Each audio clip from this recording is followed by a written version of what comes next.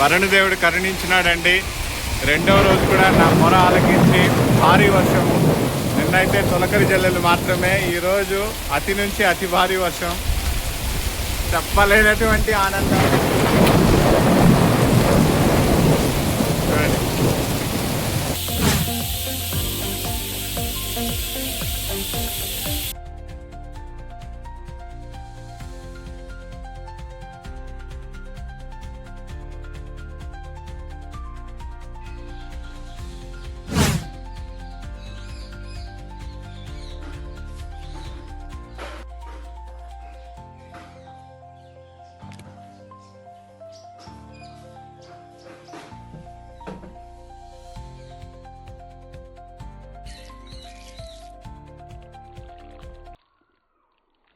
చూడండి, ఎప్పటికైనా మనకు భూమి అనేది ఉంది.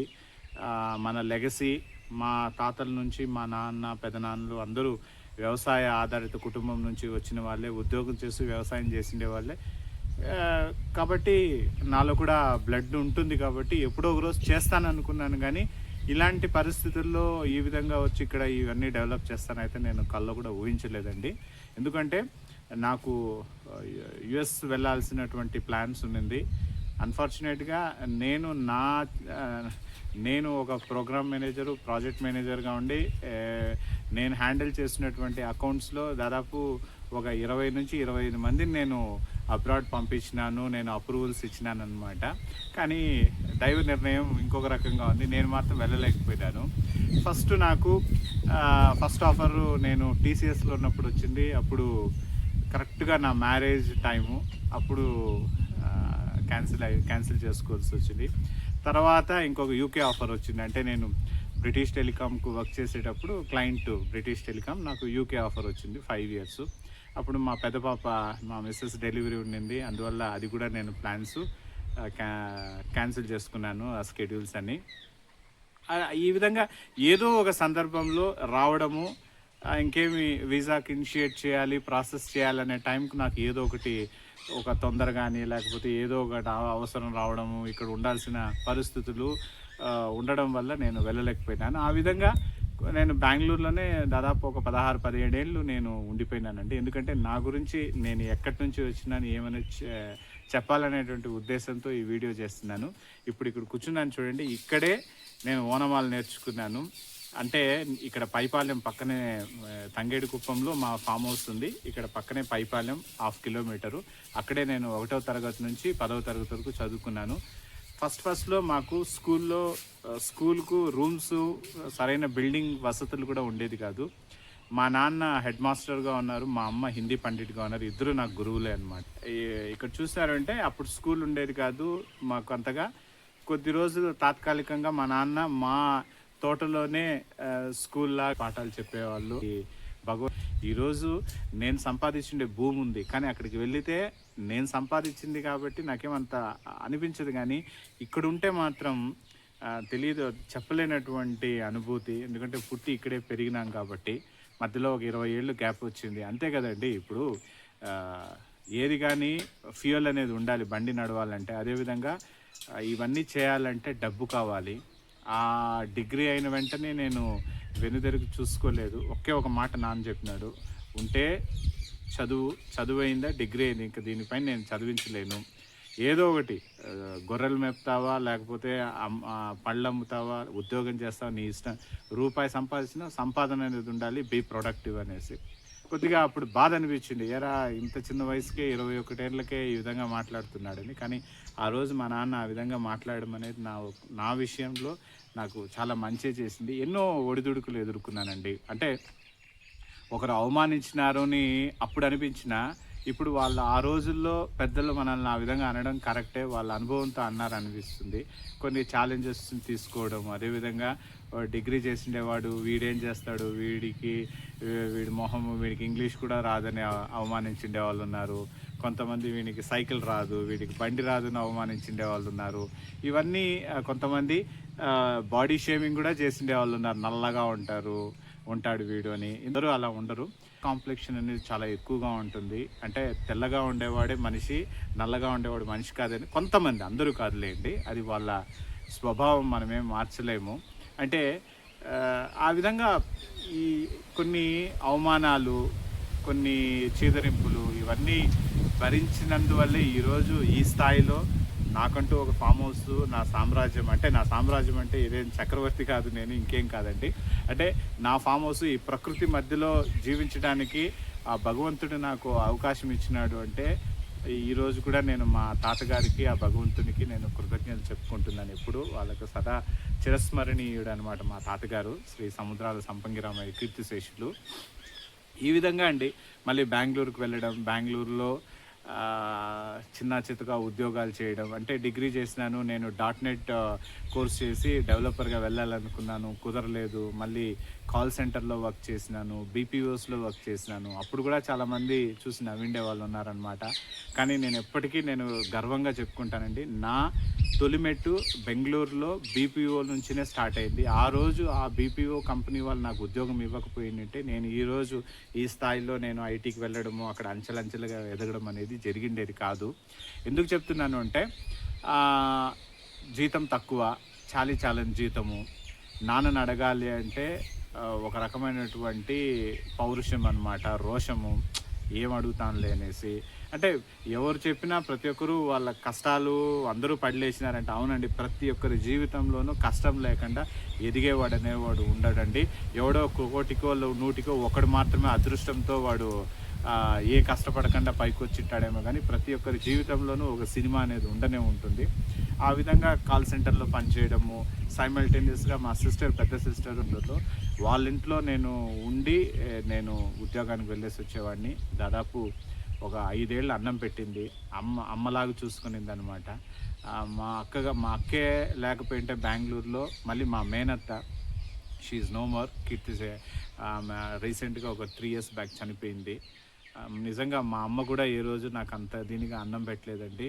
బెంగళూరులో నాకంటూ ఒక నీడనిచ్చిండే వాళ్ళు ఎవరైనా ఉన్నారంటే మా అక్క, మా మేనత్త. వీళ్ళిద్దరి ఇళ్లలోనే ఉండి నైట్ షిఫ్ట్లు చేసుకుంటూ 1.5 సంవత్సరం నైట్ షిఫ్ట్లు చేసినాను కంప్లీట్గా.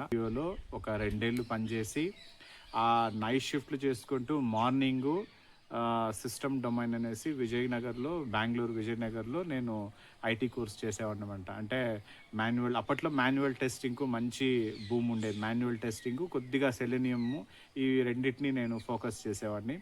అంటే ఎక్కడ అవకాశాలు వచ్చేది కాదు, వెళ్ళినా ప్రజెంట్ చేయడంలో నేను ఫెయిల్ అయ్యేవాడిని ఇంటర్వ్యూస్లో, ఎందుకంటే మనకి రియల్ టైం ఎక్స్పీరియన్స్ లేదు. సో 2 ఏళ్ళ తర్వాత మళ్ళీ నాకు TCSలో నాకు అవకాశం రావడం, అక్కడ టెక్నికల్ సపోర్ట్గా తీసుకున్నప్పుడు TCSలో ఒకటండి అడ్వాంటేజ్ ఏమంటే, మీరు TCS BPOలో ఉన్నా కానీ మీకు ఐటీ స్కిల్స్ ఉండి వాళ్ళు కొన్ని ఎగ్జామ్స్ పెడతారు. ఆ ఎగ్జామ్స్లో కానీ మీరు బాగా పర్ఫామ్ చేస్తున్నారంటే మిమ్మల్ని ఐటీకి మూవ్ చేస్తారు. ఆ విధంగా నేను టెక్నికల్ సపోర్ట్ ఆపరేషన్స్కు సెలెక్ట్ కావడము, అక్కడ నేను కొన్ని ఐటీ ఎగ్జామ్స్ రాయడము, సర్టిఫికేషన్స్ చేయడము నన్ను రికగ్నైజ్ చేసిందనమాట TCS అనే సంస్థ, మీకు అందరికీ తెలిసిందే. సో అక్కడ నేను అంచెలంచెలుగా ఎదిగినాను అనమాట. ఒక టెస్టర్గా నా కెరియర్ స్టార్ట్ చేసినాను 2008-9 అనుకుంటాను. టెస్టర్గా స్టార్ట్ చేసి 3 ఏళ్ళు టెస్టర్గా వర్క్ చేసినాను.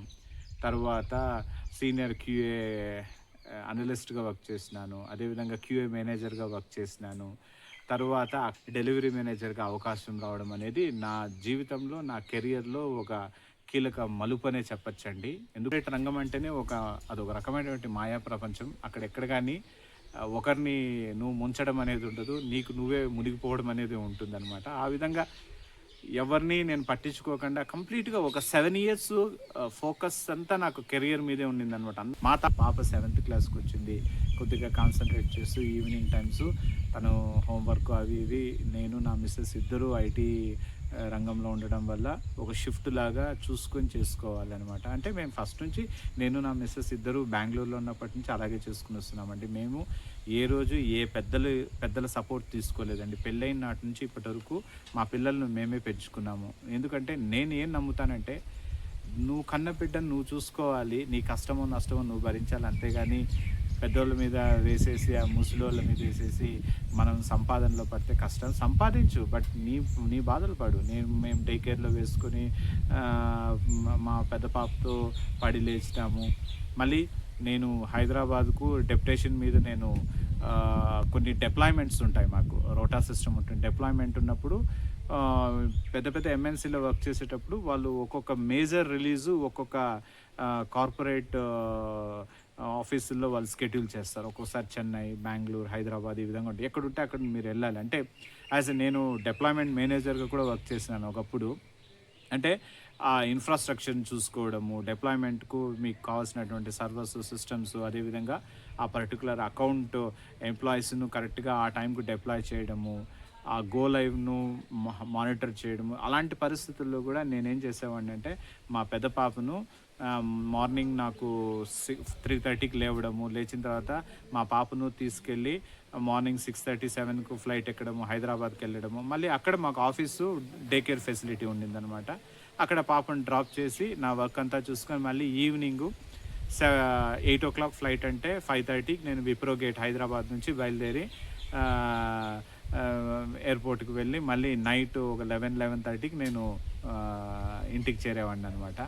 సో ఆ విధంగా నేను ఒక షిఫ్ట్లో ఉంటే నా మిస్సెస్ ఇంకో షిఫ్ట్లో ఉండడము, నేను మార్నింగ్ షిఫ్ట్లో ఉంటే నేను మార్నింగ్ షిఫ్ట్లో ఉంటే తను వంట చేసి పెట్టేసేది, తను సెకండ్ షిఫ్ట్లో ఉండేది, తను వైస్ వర్సా. ఈ విధంగా ఎవరు ఒక షిఫ్ట్లో ఉంటే ఇంకో షిఫ్ట్లో ఇంట్లో ఉంటే అప్పుడు వంట చేసి ఒక స్టిక్కీ నోట్లో రాసి పెట్టేసేది అనమాట. ప్రిపేర్డ్ సాంబార్ అండ్ రసం to be prepared, rice you can prepare at 8 PM. So ఈ విధంగా రాసుకొని కోఆర్డినేట్ చేసుకున్నాను. ఒక్కొక్కసారి నేను నా భార్య చూసినామంటే వారంలో ఒకరోజు సాటర్డే మేమిద్దరు కలిసేవాళ్ళం అనమాట. ఒకే ఇంట్లో ఉంటూ తను ఒక షిఫ్ట్, నేను ఒక షిఫ్ట్. నేను వచ్చే టయానికి తను వెళ్ళిపోయేది, నేను లేచే టయానికి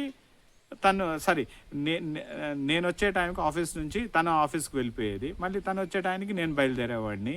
సో ఈ విధంగా ఒక వారం తను పాపను చూసుకుంటే ఇంకొక వారం నేను చూసుకునేవాడిని. ఈ విధంగా పడి లేచి ఈ స్టేజ్కి వచ్చినామండి. ఏది పూల బాట అయితే ఏది కాదు. అంటే నేను ఒకటే హయాంలో 40 ఆవులు ఉండేవి. మళ్ళీ మా పెదనాన్నలు నాన్న ఈ వీళ్ళ హయాంలో 10 ఆవుల వరకు వీళ్ళు మెయింటైన్ చేస్తూ వచ్చినారు. మా నాన్న హయాంకు 5 నాటావులతో ఆయన నెట్టుకొని వచ్చినాడు.